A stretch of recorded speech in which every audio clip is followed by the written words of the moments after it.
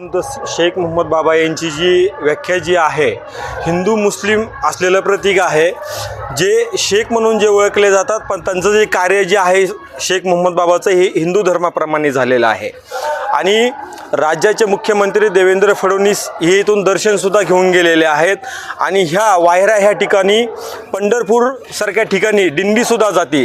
राज्याच्या मुख्यमंत्र्याला आमची एक मागणी आहे की हे देवस्थान त्यांनी निधी द्यावा. दिल्लीसारख्या ठिकाणी संत शेख मोहम्मद महाराज यांची प्रतिकृती साकारली जाते दिल्लीच्या 26 जानेवारी ह्या ठिकाणी.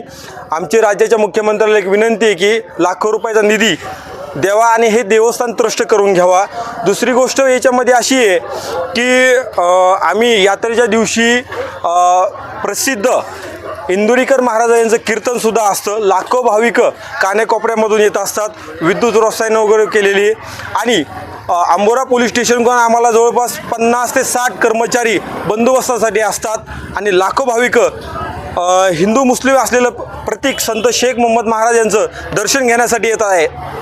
आणि दुसरी गोष्ट, राज्याचे एकनाथराव शिंदेसाहेब माझ्या उपमुख्यमंत्री यांनी आमच्या गावाला वायरा या ठिकाणी 5 कोटी रुपयाचा निधी यांनीसुद्धा हा दिला होता. आणि मुख्यमंत्र्याला आमची विनंती आहे, जसं तुम्ही मच्छिंद्रनाथ देवस्थान असेल, संत वामनभाऊ देवस्थान असेल, जसं तुम्ही त्यांना निधी देताच मराठवाड्यातल्या, तसा संत शेख मोहम्मद बाबाला सुद्धा द्यावा. आणि हे जसं संत वामनभाऊ यांचं जसं कार्य आहे, संत मच्छिंद्रनाथ देवस्थानचं जसं कार्य आहे, तसं हे शेख मोहम्मद बाबाचं सुद्धा तेवढंच कार्य आहे. आमची मुख्यमंत्र्याला विनंती आहे की हे विकासापासून वंचित असलेलं देवस्थान आहे, आपण याला निधी द्यावा अशी विनंती करतो. आणि राज्याच्या मुख्यमंत्र्यांनी दर्शनसुद्धा घेऊन गेलेले आहेत.